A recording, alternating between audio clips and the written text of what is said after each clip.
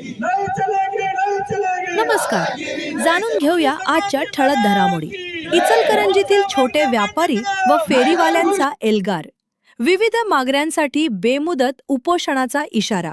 इचलकरंजी शहरातील छोटे व्यापारी, फेरीवाले, गाडेधारक आणि पथविक्रेत्यांच्या अनेक वर्षांपासून प्रलंबित असलेल्या विविध प्रश्नांबाबत प्रशासनाने तातडीने निर्णय घ्यावा या मागणीसाठी फेरीवाला संघटना व व्यापारी संघटनांनी बेमुदत उपोषणाचा इशारा दिला आहे. महानगरपालिका प्रशासनाच्या धोरणांविरोधात व्यापाऱ्यांनी एकत्र येत 6 प्रमुख मागण्या मांडल्या असून त्यांची तातडीने अंमलबजावणी करण्याची मागणी केली आहे. संघटनेचे जिल्हाध्यक्ष दीपक पाटील व शहराध्यक्ष सतीश नायडू यांच्या नेतृत्वाखाली हे आंदोलन होत असून शहरातील अनेक व्यापारी, फेरीवाले आणि गारेधारकांनी या आंदोलनाला पाठिंबा जाहीर केला आहे.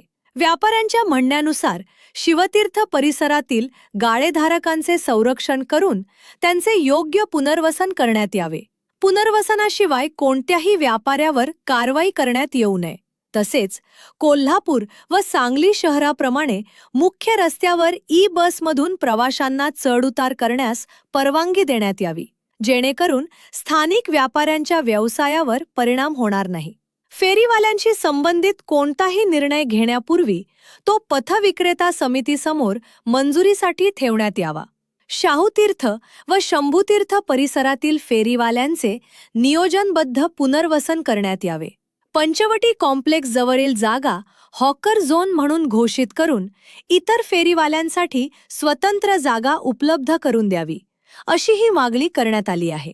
सदरच्या उपोषणाला युवा महाराष्ट्र सेनेचे आपला पाठिंबा दर्शविला असून या संघटनेचे प्रमुख सॅम आठवले व त्यांच्या सर्व पदाधिकाऱ्यांनी उपस्थित राहून पाठिंबा दर्शवला. मुख्य रस्त्यांवरील अतिक्रमण हटवण्याच्या कारवाईला व्यापाऱ्यांनी प्रशासनाला सहकार्य केले आहे. त्यामुळे अधिकृत हॉकर झोनमधील फेरीवाल्यांवर कोणतीही कारवाई करू नये. गोंधळी समाजातील कपडे विक्रेते तसेच कोल्हापूर रोडवरील कपडे विक्रेत्यांना मंजूर जागेवर तात्काळ दुकाने उभारण्याची परवानगी द्यावी. सुंदर बाग येथील गाळेधारकांच्या दुकानगाळ्यांचे नूतनीकरण करून त्यांना मुदतवाढ द्यावी, अशी ही मागणी करण्यात आली आहे.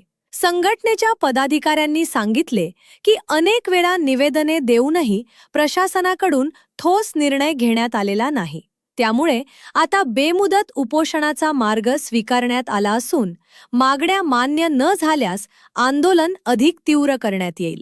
यावेळी उपस्थित जिल्हाध्यक्ष दीपक पाटील, शहराध्यक्ष सतीश नायडू, ज्येष्ठ पत्रकार विक्रम शिंगारे, सुरेश कुरवरे, राकेश माळी, समीर कोगापुरे, मनीष नायडू, नितीन परीट, रवींद्र आंगी, दीपक खरातकर, लक्ष्मी कांबळे यांच्यासह असंख्य छोटे व्यापारी संघटनेचे महिला बंधू